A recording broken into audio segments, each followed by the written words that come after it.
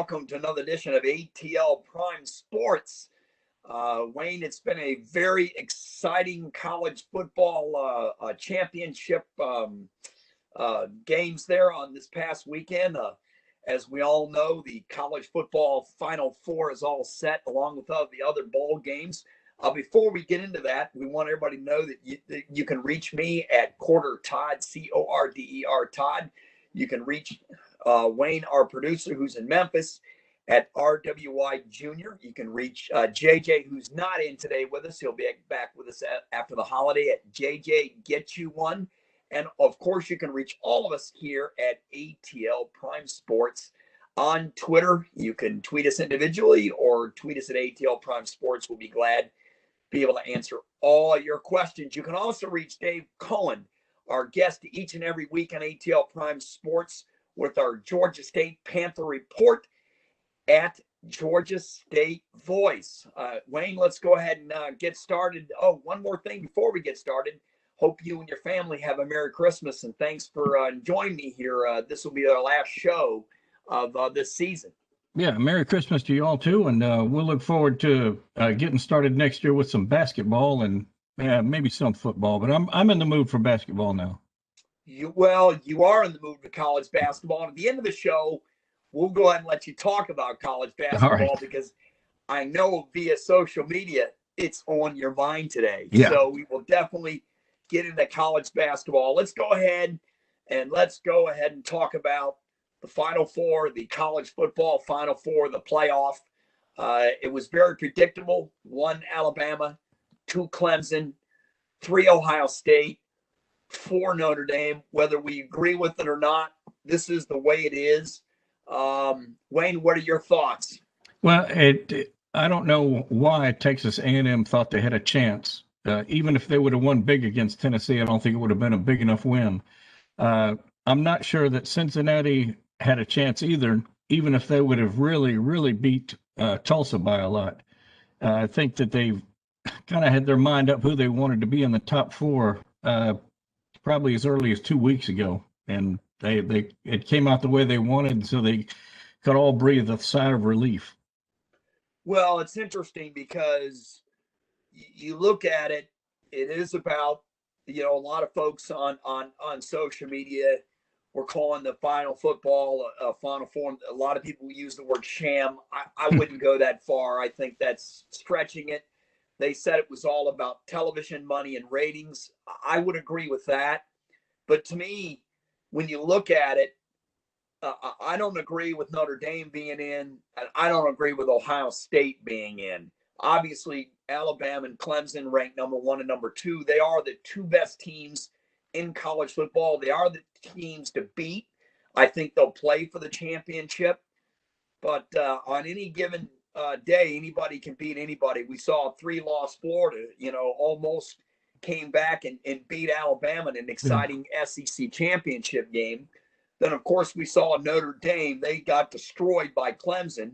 It wasn't a game at all. And I guess Brian Kelly was correct. He was serious about boycotting the college football playoff because their team played like they had no interest in being in the college football playoff. And speaking of that, the reason they were going to boycott it was because the game was going to, one of the playoff games was scheduled to be in the Rose Bowl in Pasadena. And you can't have any fans. You can't have anybody in the stadium per the rules that they've set for coronavirus in California with all the state restrictions going on there. And so, by the way, they did end up moving the game to AT&T Stadium in Dallas, Texas. And you bet your bottom they'll have fans for that game. And they'll also have fans for the other semifinal, which is in New Orleans, if I'm not mistaken. Right. And then the championship game will be in Miami. So they're going to have fans for all 3 playoff games in the college football Final Four. But back to what we were saying, everything's so predictable, Wayne. It is brought up. It is geared by television ratings. It is geared by the big bag of money at the end. And I understand it. College football is a business. But I have a case for number 5, Texas A&M, over Ohio State and Notre Dame. Texas A&M's strength of schedule is 5th. They finished 8-1. They play in the best conference of all of college football, arguably. You know, they lost to number 1 Alabama early in the season. They turned around and beat Florida, and they beat Auburn. But their strength of schedule, again, is number 5. Notre Dame's strength of schedule, let me see here, I had it, is 8th. And Ohio State's was 10th. And, you know, Notre Dame, they played 11 games. You got to give them a lot of credit. They finished 10-1. They lost to Clemson, obviously, in the ACC championship game. They beat North Carolina, they beat NC State, and they did beat Clemson earlier in the year. So they do have a pretty impressive resume. But to me, it's not how you start. It's how you finish. In Ohio State, they only played 6 games. Their impressive wins were Indiana and Northwestern. The other 4 teams they played were not very good this season. And you know what? No SEC team with 1 loss has failed to make the college football playoff since the college football, until Sunday, until it started. Yeah. So if you had 1 loss in the SEC, you've always gotten in the playoff. That seems would like be my case for Texas A&M over Notre Dame and definitely over Ohio State. What do you think of that? Well, that makes a lot of sense. But for some reason, I think that they were trying to not fill up that Final Four with SEC teams. And I don't understand their logic behind that, but that's just the way it felt to me. Like they don't mind having a Notre Dame and a Clemson because they don't really count Notre Dame as being part of the ACC. But, you know, once you start putting, you know, more than 1 or 2 SEC teams in that Final Four, I think that either the network or the NCAA just didn't feel comfortable with that.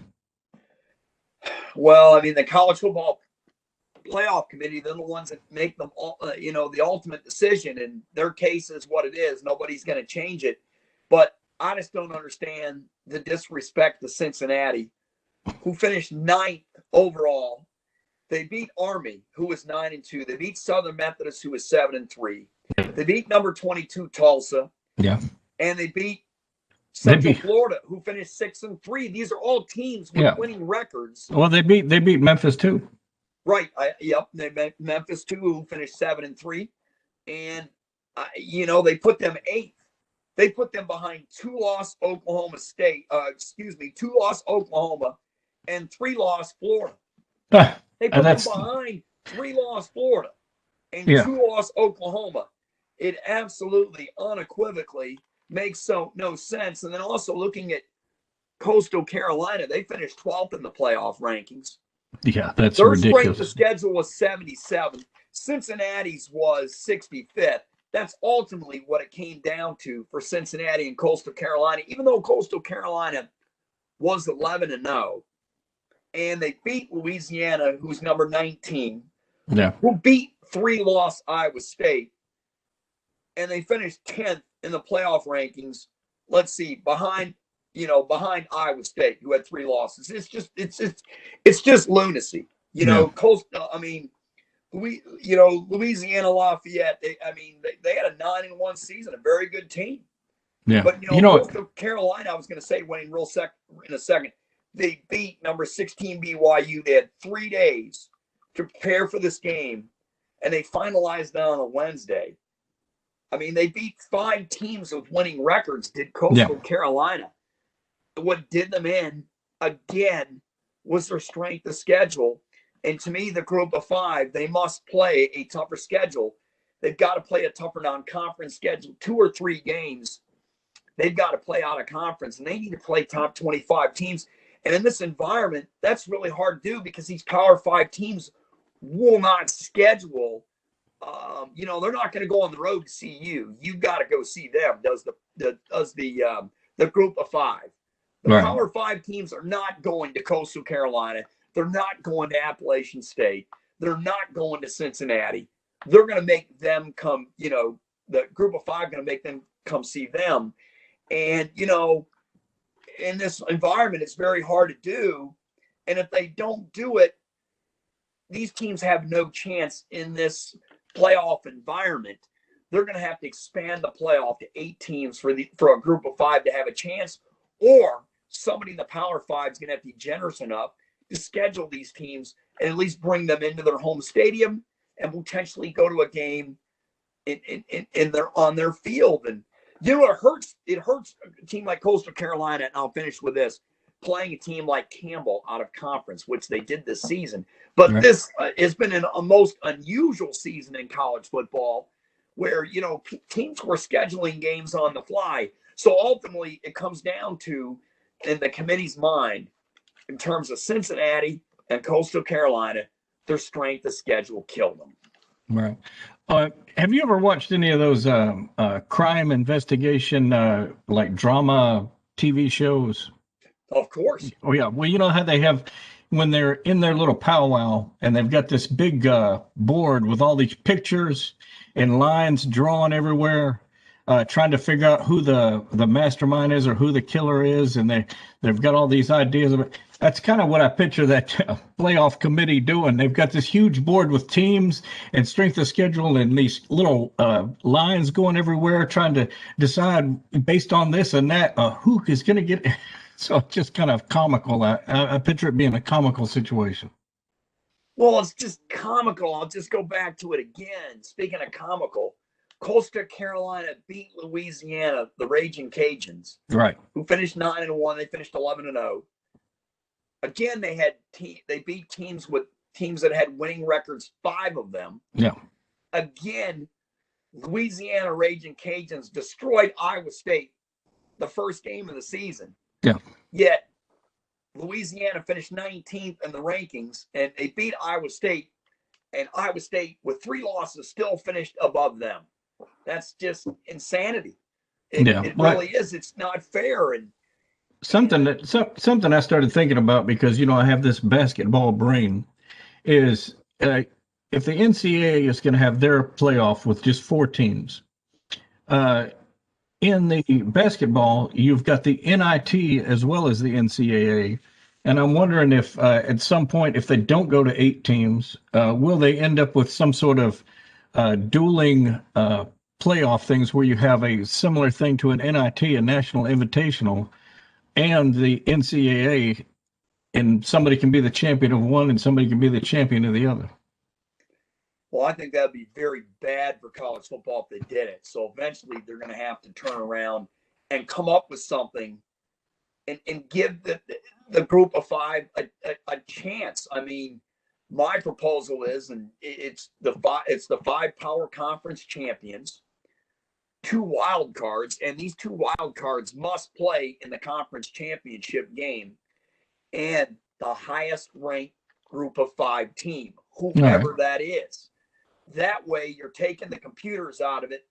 You're taking the computers out of it. You're taking the committee out of it for the most part, except they'll have to choose the 2 wild card teams, and that's pretty easy to do because you're going to go to the losers of the conference championship game. Who is the most impressive? Who's the highest ranked? Take them and take the best group of 5 team. And usually there's a group of 5 team with 1 loss or less every year. So that's pretty easy. There won't be a lot of controversy. This way you do it. College football to me is the only sport where you can win all your games and you've got no shot at a playoff.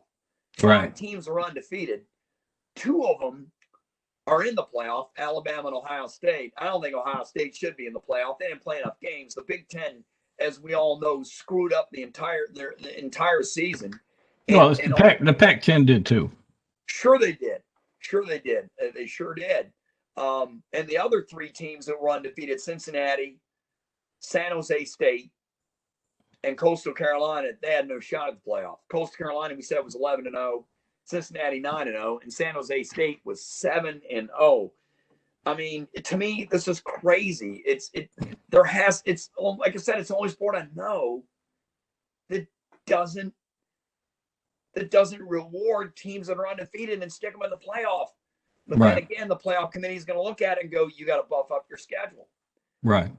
Well, something that if we're going to compare it again to basketball, there has never been an undefeated Division I school in basketball who did not win a championship. Well, basketball, a little bit different circumstance. They do it 68 8-game tournament. They're able to bring in the they don't call it the group of 5 in basketball. They call it the mid-major instead of the big boys. They're able to include them in the tournament. Right. So it works out. The format they have is excellent.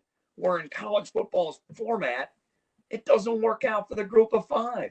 And this is a 6-year contract that we have this for 6 more years unless they want to go ahead and break the contract. Yeah, who's the contract made? Who's the have this? We can't. Who is it? Who's the contract made with? I would imagine with the NCAA and with the networks and everything else. I'm sure that's all part of it. But here's the deal: college football cannot do this for 6 more years. This is destroying the game of college football. Right now, the college football is a Southeast/Southwest game and one team in the Midwest, and that's Ohio State. Yeah. Everybody else doesn't matter. You've got to include people out west. You've got to build your brand of college football.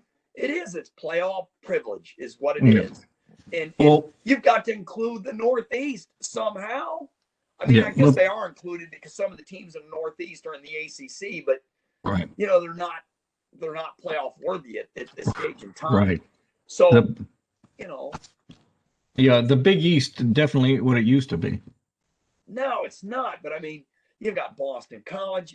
Penn State to me is in the Northeast. It's a Northeast school. Yeah. Maryland's a Northeast school. Yeah. I mean, there are some schools that are in the Northeast that I mean, there's a lot of now Notre Dame. They have fans all over the country, but a lot of people in the Northeast love Notre Dame. They love Boston College. Syracuse used to have a very good team a long time ago when they had all them great running backs, starting with Jim Brown and et cetera. So, Ernie Davis. I mean, Syracuse had great teams years ago. They don't anymore. Right. Well, thankfully, the one of the things that evens this out, especially for the players, is the NFL doesn't necessarily look at the strength of the school that you played for. They look at you as an individual person, and the only school that I think breaks that rule is Alabama, because they have so many good players that are good enough to be successful in the NFL. But there's a lot of successful NFL guys that never were even on a team that was close to a championship, but they were excellent players, and the NFL saw that. Well, they have excellent scouting in the NFL. If you're out there, they're going to find you. So, but in terms of this playoff, something has to be done. Something has to be changed in the next 6 years, because to me, a lot of people are going to lose interest.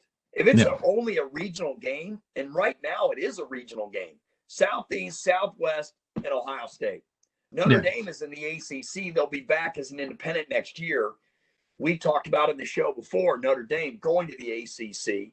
They can still have the television contract if they work it out enough. And being in the ACC, Notre Dame can recruit the South. They can recruit Atlanta. They can, more importantly, they can recruit the state of Georgia, which, is the top 5 in the country easily in high school football. I mean, I broadcast high school football. I see it here every Friday night. So, the quality here is awesome. Here's another big story that came out of college football today, actually. You tweeted out on it. I retweeted it. 7 coaches, 7, voted Ohio State out of the top 5. Dabo Swinney and Clemson, they voted Ohio State 11th in the coaching poll. 11th. And yet, here they are getting ready to play Ohio State in round 1 of the college football playoff. Your thoughts? I'm not so sure if I were Dabo Swinney, I would have done that, because even though it may, empower your fans and, all that, it kind of lights a fire under somebody, the team that you're dissing, and it may empower them to play so much better that they end up beating you. I mean, it's happened before where somebody had said something negative about a team, and then they turn right around and they will just beat the pants off of you. Well, Dabo Swinney and Brian Kelly have been very vocal. I mean, before they played the ACC championship game, that Ohio State hasn't played enough games. I agree with them. They have not. Yeah. I mean, Northwestern gave them all they can handle on Saturday. All they can handle. And, if they weren't able to run the football for 500 plus yards in an Ohio State school record, or whatever the amount they ran it for, I can't remember. They would have lost that game because they surely couldn't throw it because Justin Fields had a thumb issue. And so 7 coaches voted Ohio State out of the top 4. Now, the other coaches, they all voted him 5th. Right. Kirby Smart voted him 6th to Georgia. Okay. Nick Saban of Alabama voted him 5th. Gary Patterson of TCU was 5th. Jamie Chadwell of Coastal Carolina was 5th. And Butch Davis, Florida, he's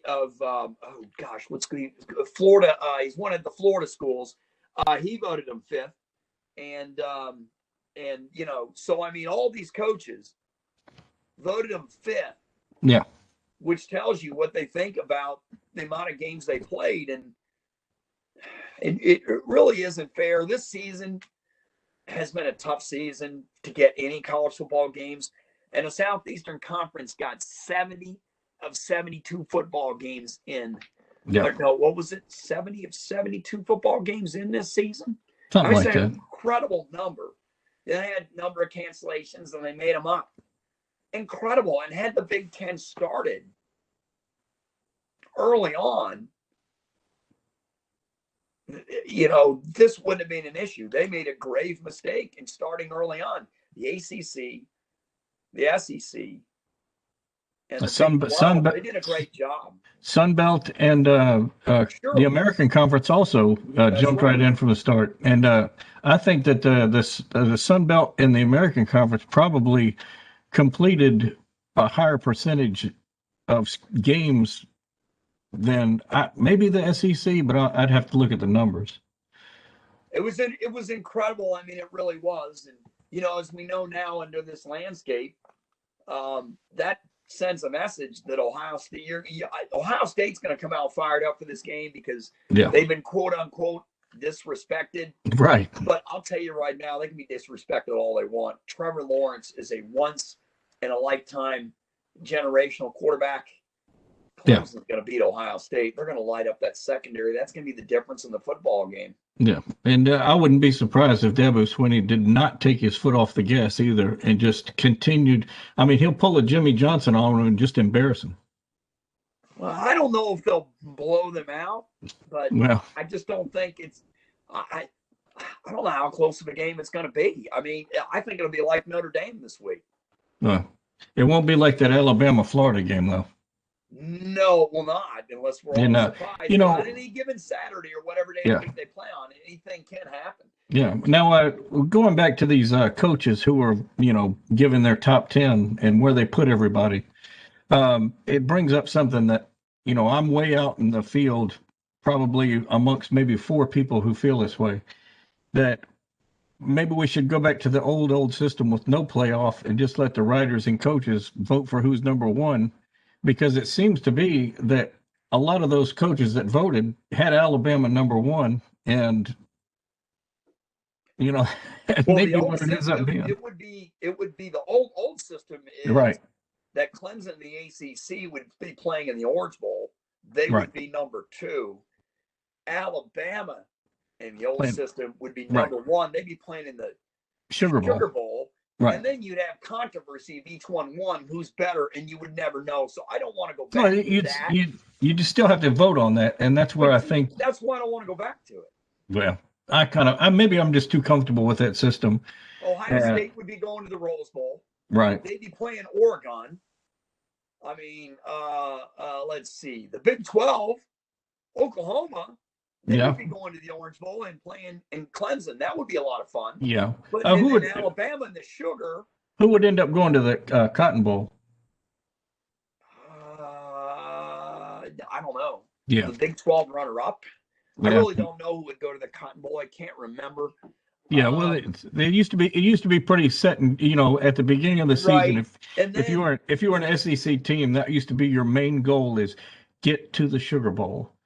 get to the Sugar Bowl, and the Sugar Bowl could have a wide open opponent. It wouldn't be Clemson, but it would be another highly ranked opponent. It could be, it would probably be Alabama and Notre Dame in the Sugar Bowl, just like it's going to be in the playoff. But no, I don't want to go back to the old system because of the reasons I just stated. Unfortunately for Alabama, they do not have a very winning history against Notre Dame. No, they don't. And speaking of that matchup, I think Alabama is going to roll Notre Dame. You know, Alabama does really well against teams that are a pro-style offense that don't spread you out. Yeah. Alabama has trouble with teams that spread them out. They had trouble with Florida. They had trouble with Ole Miss. Everybody else they played, you know, pro-style offense. Yeah. Well, maybe Mississippi State tried to spread you out, but they obviously the talent level wasn't there.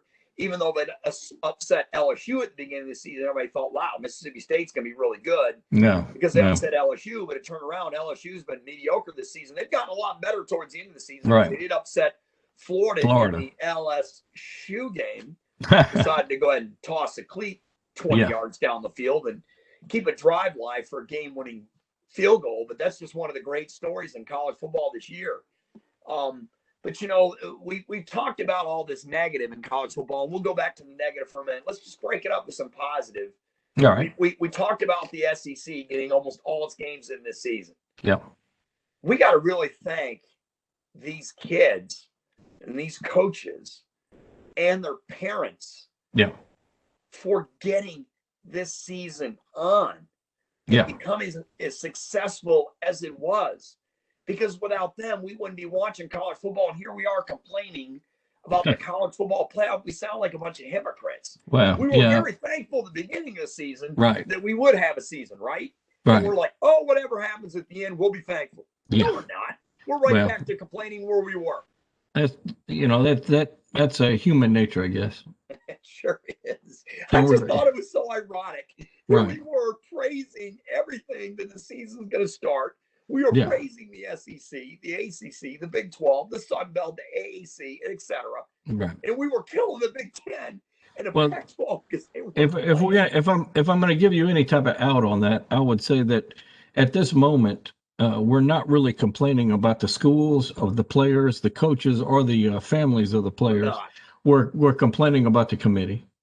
We are. We're complaining about the committee and how it was done and. You know, but to have a season, I'm just so thankful we had one. We just need to they need to fix college football. College football needs a czar. You know, it needs a czar. They need someone out there to run this puppy and get it going. Somebody who can show some leadership because each conference is covering its own hide. They're doing their own thing and they're all going in their own direction.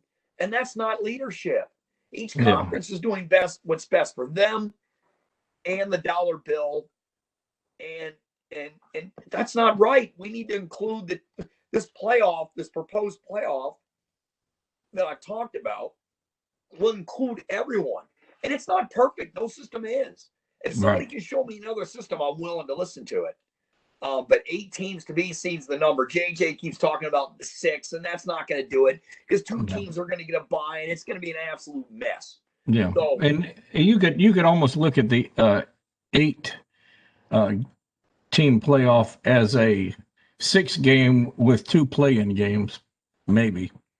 Well, we had some play-in games this week, the conference championship games, and under the new system that a lot of people were proposed, including myself. You still would have play-in games. Yeah. Now, 2 of the teams that lose the conference championship games may be wild cards, but still, it means a ton, and it still keeps the sanctity of the regular season, which to me in college football is the best regular season of all in sports. I don't mean to take away a quote from the SEC, but it just means more.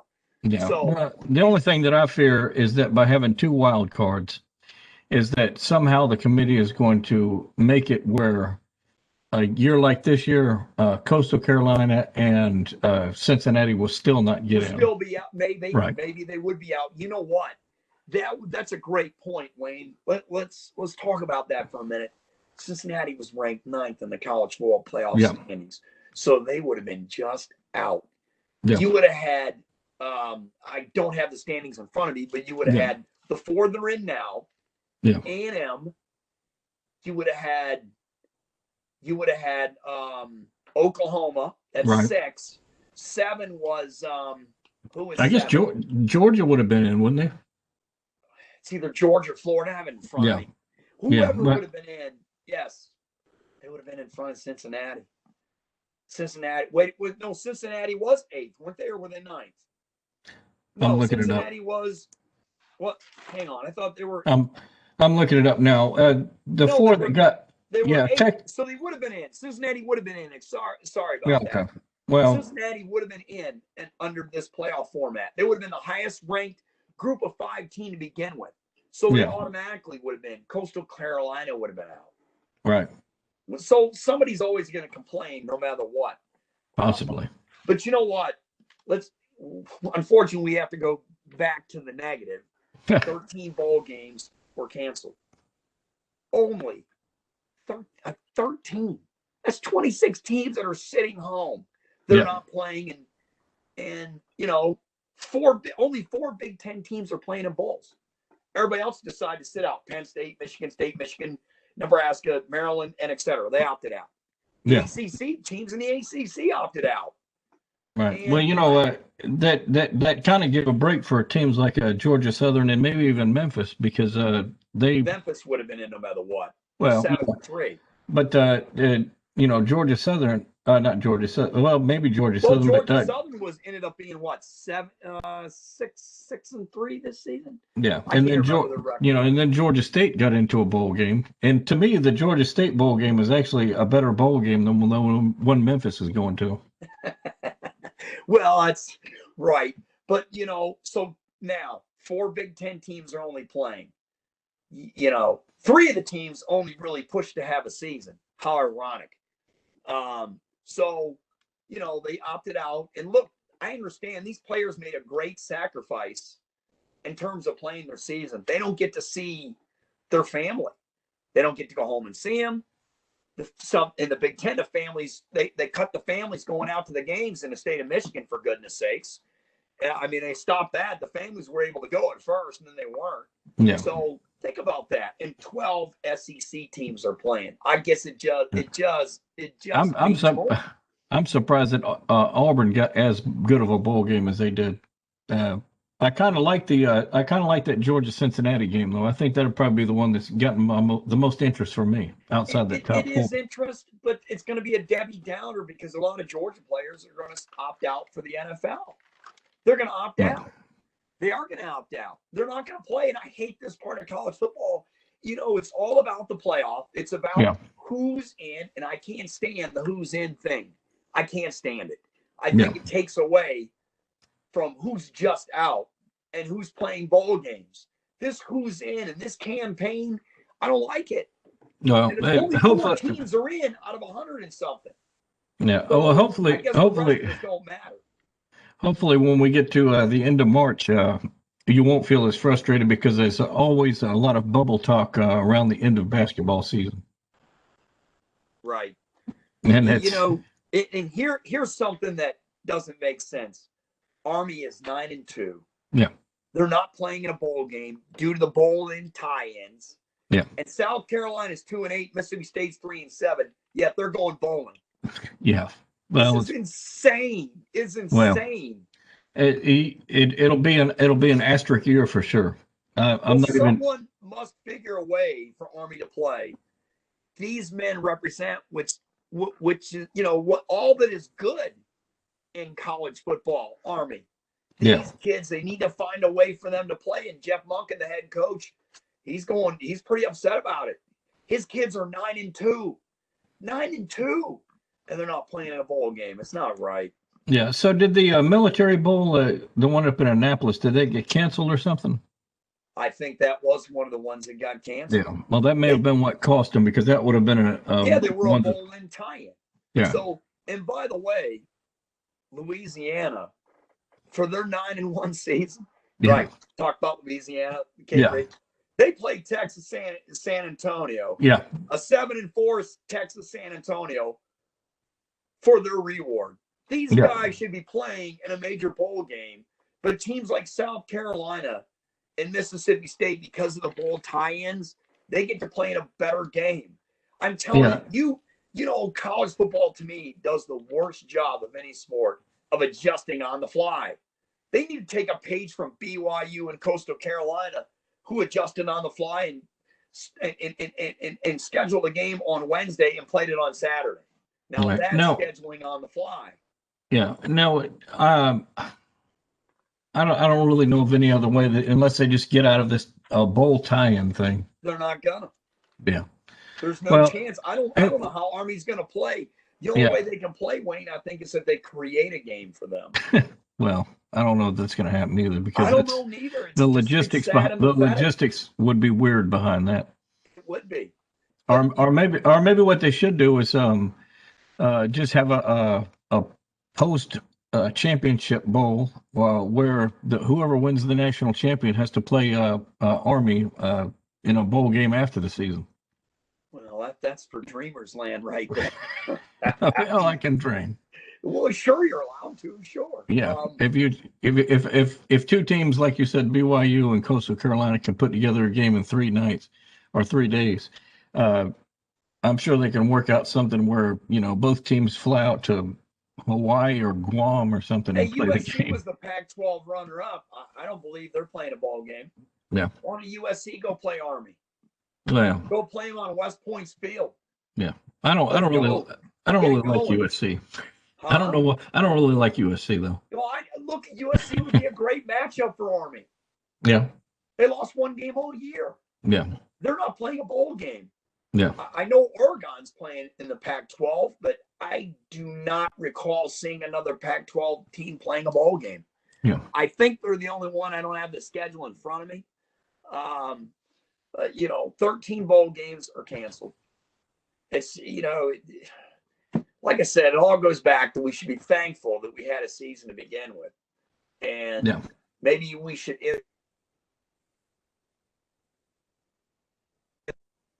in the college football portion of the conversation, to be thankful that we had a season. And I guess this is what we're going to get. And maybe in the off season, they'll fix it. And we'll be able to move on and try some solutions for next year and see if this will change, because this can't go on for 6 more seasons. No, not the ending like this. No, it's a black time for college football. Yeah.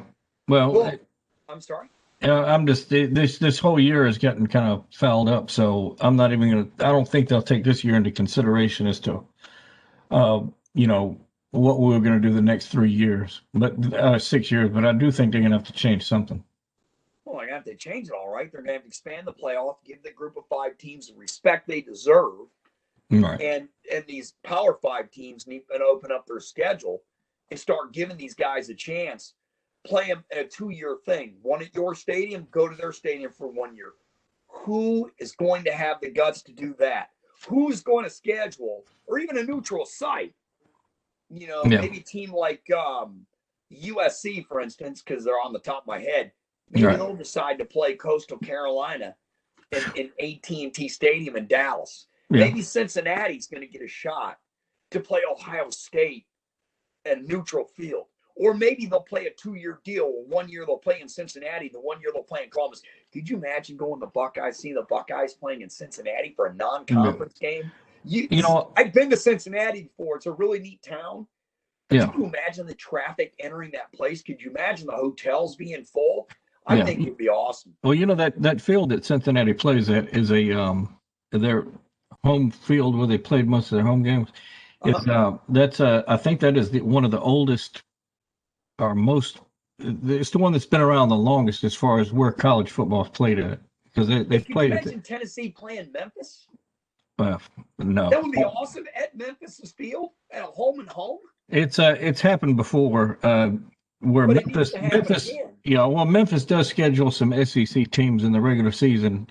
They typically play Ole Miss, Mississippi State, or Tennessee, but this year would have been the first year that they started playing some Big Ten teams, because the opening game this year would have been the Purdue. That would have been cool. Right. But in next year, it'll be the opening game, and it'll be at Memphis versus Purdue. So at least the Big Ten is willing to take on some of these other conferences as well as the SEC. But Georgia's playing Clemson in Charlotte next year, opening game of the year. I can't wait to see that.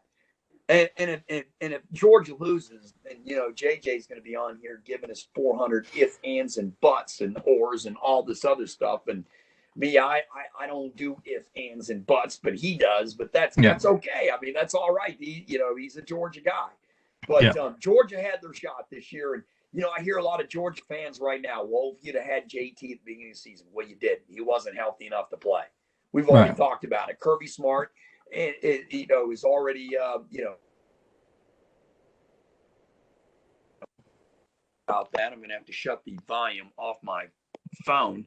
So anyhow, as I didn't bring my computer with me because I'm out of town here in Western Pennsylvania for the holiday. So, back to what we were saying, the matchups. I would love to see Georgia come to Georgia State and then go play them in Athens. I would like to see Tech go down the street, play at Georgia State, and then turn around and play them at Bobby Dodd. These are the types of matchups that college football needs in order for it to be successful. Coastal Carolina, they need to be going to play South Carolina. South Carolina needs to go play there. And also, they need to fix college football. West Virginia doesn't belong in the Big 12. It's ludicrous. They're traveling across country. Nebraska, they don't belong in the Big 10. They belong in the Big 12. Yeah. Cincinnati, I would love to see them in the Big 10. That would be awesome. Yeah, I'm not. The only other change that I would make is I'm not sure. And I know it's been like this for a while, but South Carolina, I think, needs to get out of the SEC and go to the ACC. Go to the ACC. Well, that's not where they could go. Somehow work their way into the American Conference or something like that. No way, that's not happening. Well, no. I mean, it's nice to dream, but that's not happening. I don't think the South Carolina's leading the SEC neither. It's America's premier conference. Yeah. They're not going anywhere. But I mean, if they did go somewhere, it would be the ACC. All right, we're done with the college football conversation portion of our show. Yeah. You mentioned you wanted to talk some college basketball and particularly Memphis because you're a season ticket holder. Go ahead, it'd be nice.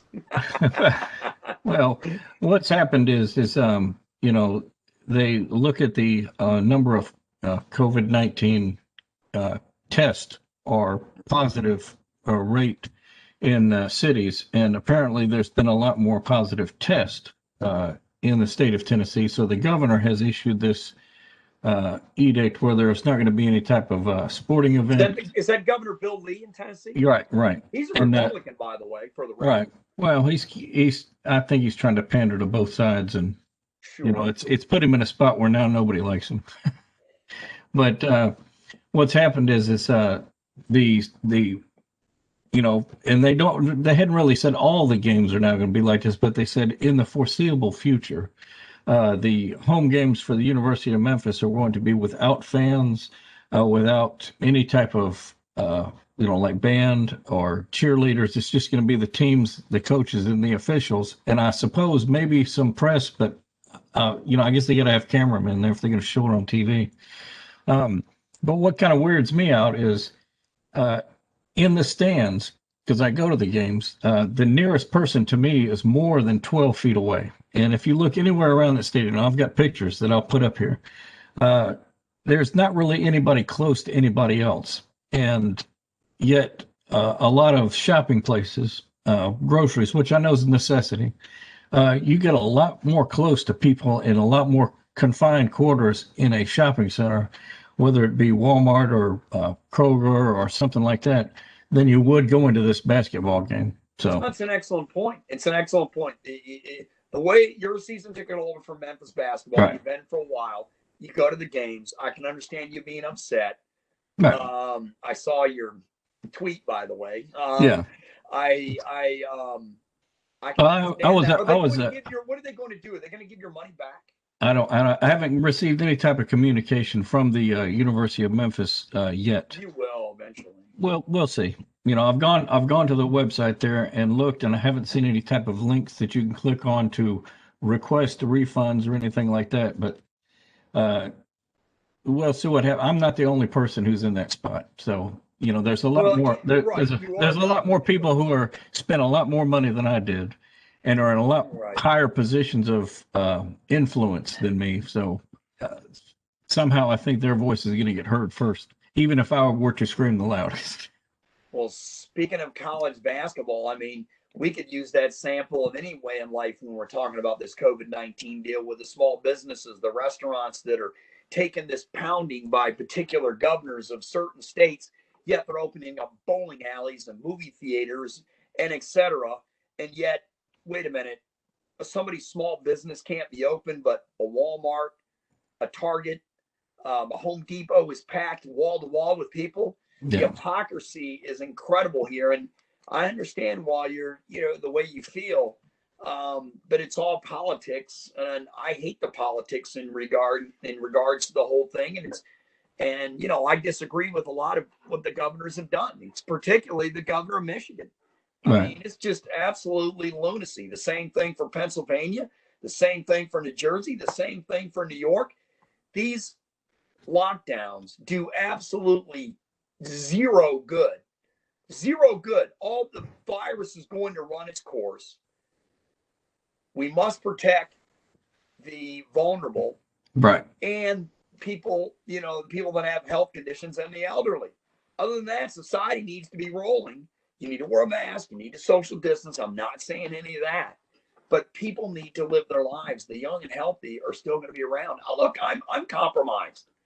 I mean, I'm about 15% compromised. So I have a health condition. I did 14 high school football games this year, play-by-play. I was right there with them. So people have to live their lives. And you talking about college basketball and not be able to go to a game is it's sad. And I don't understand it. I don't understand the logic. There's no statistics to prove it. I went to my son's college graduation at West Georgia. We were all spread out. We were outside. We were safe, and we got to enjoy his graduation. Gosh, if my kid would have graduated from a college in Michigan, we wouldn't have been able to do that. Right. I mean, to me, it's crazy. Let's go back to college basketball for a minute, if we can. Northwestern upset number 4 Michigan State yesterday. Right. I was shocked to see that. That brought me back, if you don't mind, to when Northwestern beat Michigan State back in 1979, when Magic Johnson was there with Greg Kelser, and Michigan State went on to win the national title, defeating Larry Bird and Indiana State in the highest rated college basketball game of all time. Right. And beat Michigan State that year. I remember seeing it on a black and white TV in my room when I was, I'll give away my age. I was 15. Yeah. Well, now what's interesting about that is, go ahead and tell everybody who the coach at Michigan State was back then. Judd Heathcote. Yeah. And when did Tom Izzo take over? He took over when Heathcote retired. Right. 82. I can't recall the season. I can't recall the year that he retired, but he's been there. Let's see. He's been there,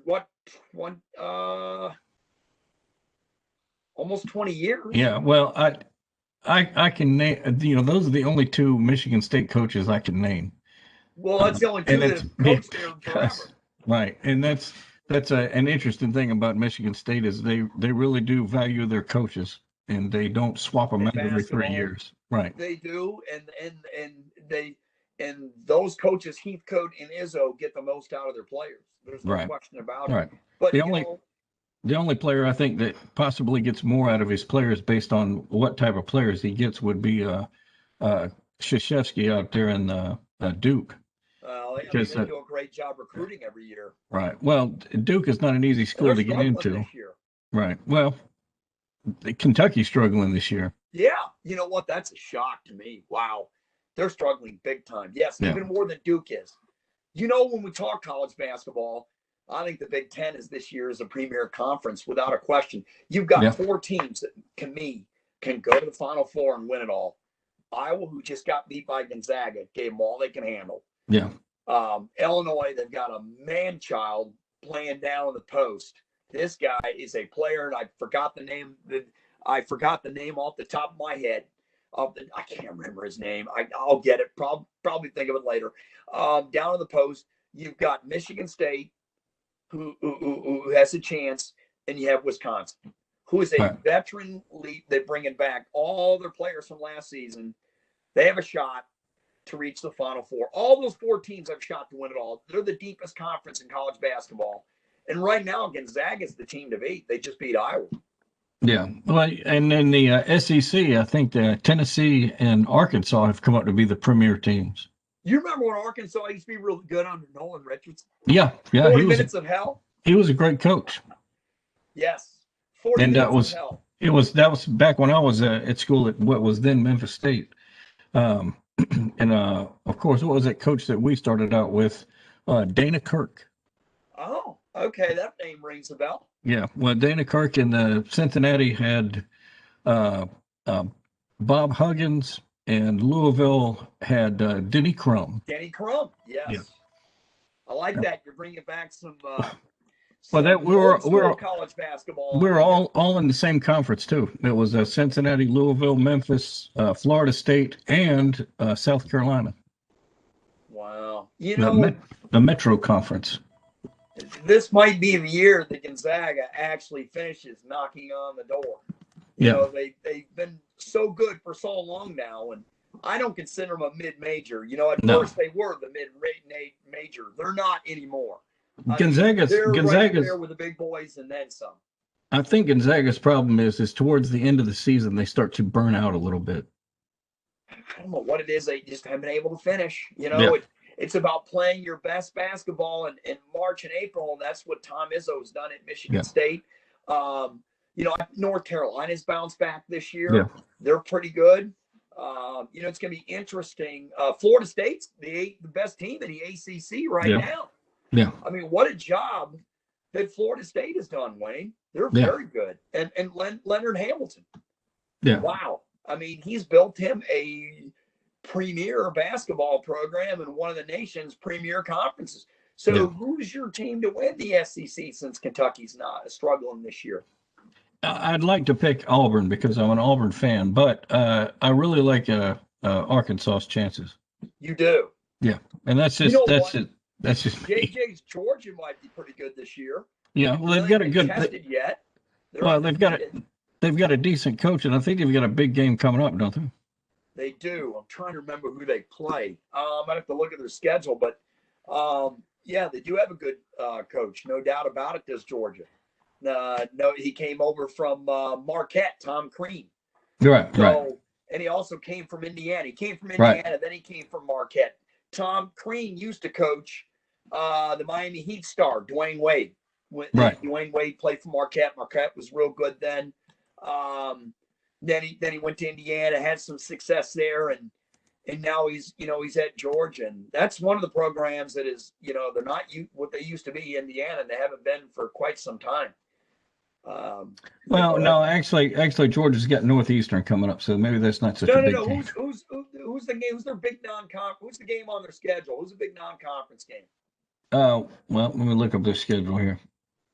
I can't remember who it is. Well, they've got the Northeastern is the next game coming up, and that's non-conference, and they just beat Cincinnati. Oh, they did? Yeah, and that may have been the game I was thinking of. Okay, well, it's Cincinnati. I don't keep up with Cincinnati. They're not as Bob Huggins. Yeah, they're not as good. The fella that's out at UCLA now. What's a coach at UCLA? I know who you're talking about. It's got the shaved head. But I can't remember his name. I can't think of his name either. Conference. Right. Cincinnati's in Memphis' conference there. Well, Cincinnati lost their opening game against I want to say Central Florida, and it was at Cincinnati. So maybe Cincinnati's not quite the team they were. Well, Bob Huggins is over at West Virginia. And he's doing a great job there. Right. It amazes me that these coaches can go to these other schools and sustain the amount of success they've sustained no matter what. Right. But That's a good example of that would have been Petrino, except for he couldn't keep things squared away off the court. The guy that was at Louisville and ended up going to, where was it? Oh, wait, he was at Kentucky, and then he went Rick to Pitino. Pitino, yeah. Yes. And he was good at both places, but he's fantastic. Wherever he's going, he's been fantastic. A lot of wins. Michigan's got the #1 recruiting class for next year thus far with Juwan Howard. That we'll see if that continues.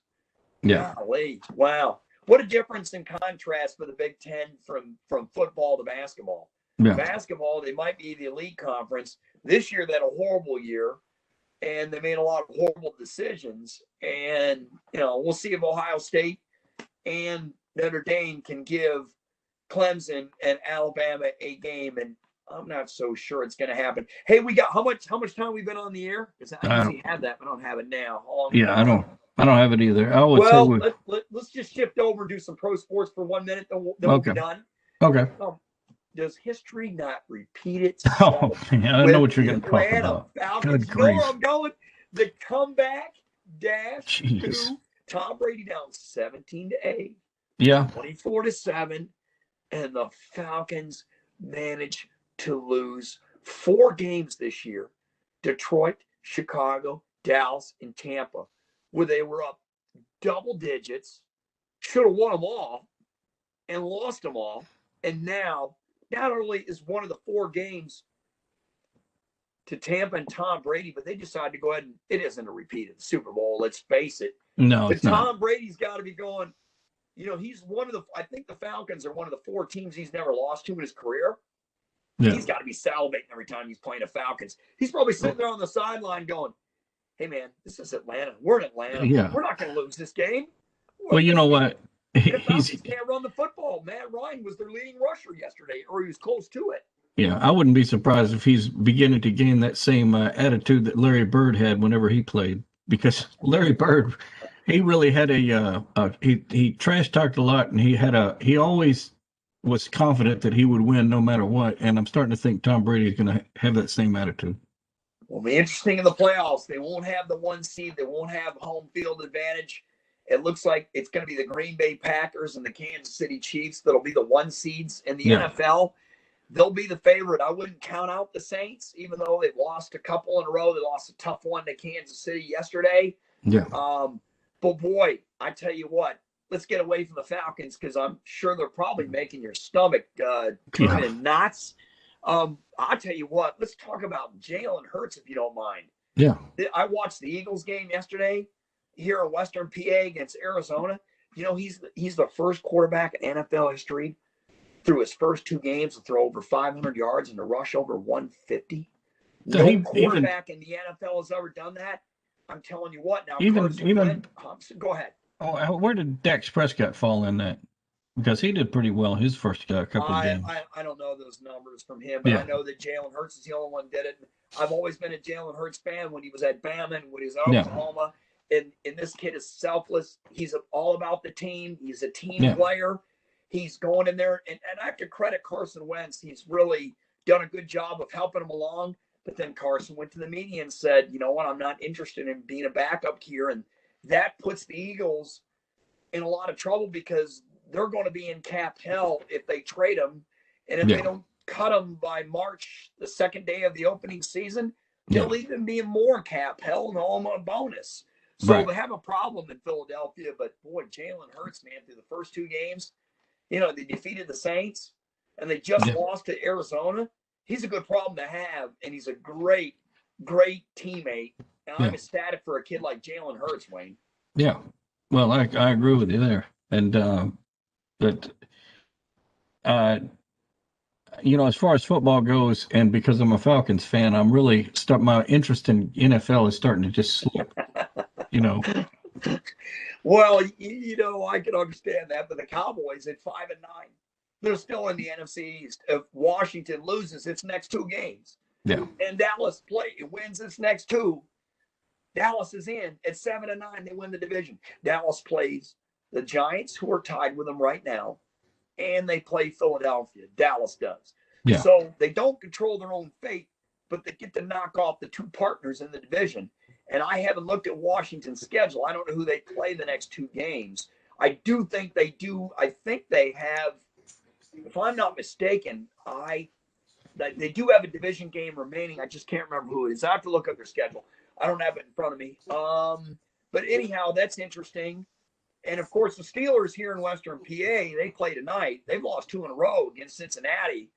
You know, they need to get off the schneid so they can still win the division, so they don't have to play the Browns at the end of the year at Cleveland with a division on the line. Because Cleveland looked really good last night. You know what, the Browns, they're for real. Yeah. So, well, it's been an hour, and thanks for sending me that. I knew I don't have a time clock on me. Yeah. So I guess we're all done here. Yeah. We were planning on about a 30, 40-minute show, but I had a lot of fun, Wayne. I really enjoyed it this year with you. Yeah, well, I'll get this thing edited up, and we'll add all kinds of fun things, and we'll look forward to next year getting back involved. And on a note, we've started to do the audio podcast with right. We'll be on Blog Talk Radio. Right. On Fridays live at 1 p.m. to 1:30 p.m. with myself, me, you, JJ, and Mark Mancini. Right. Of Mancini Media. And we'll be on Fridays live. And of course, this here is a day off. It's taped, obviously, as everybody knows. And it will be on YouTube. So check out the show. Let us know about your college football bowl picks. We don't have time to go through them. Well, you know what? I'll go through them. I think Bama beats Notre Dame, Clemson beats Ohio State, and Alabama beats Clemson for the title. How about yours? I agree with all that, except for I think Clemson is going to beat Alabama for the title. Trevor Lawrence goes out as a national champion before he goes to Jacksonville, which as of right now, he's going to Jacksonville. Oh, not bad. Instead of the New York Jets in the NFL draft, but right. So we're coming up next year. We'll still have Dave Cohen on each and every week on ATL Prime Sports, the voice of the Georgia State Panthers. He'll come on and talk Georgia State basketball and some Georgia State football. And we'll still bring guests from time to time on the show. And I can't wait for next season. It's going to be a lot of fun. We'll see JJ after the holidays, and he'll complain about his Georgia team if they lost to Cincinnati, and he'll be giving us 40 excuses why they lost. We didn't have enough players. Our players were injured. Something happened. JT Daniels, blah, blah, blah, blah, blah. I'm like, you're killing me, Smalls. So anyway, but anyhow, it's been a lot of fun, Wayne. I really enjoyed it. All right. Well, we will look for you next year then. We'll look for you. For myself, for Wayne in Memphis, for me in Western Pennsylvania, normally in the ATL, for JJ on the other side of the ATL, and for Dave Cohen, our voice on the for the Panther Report each and every week on ATL Prime Sports. We want to thank you for listening in, and we'll talk to you next year, folks, and enjoy the playoffs. All right. Thanks for coming. So, all right. Good day, everybody.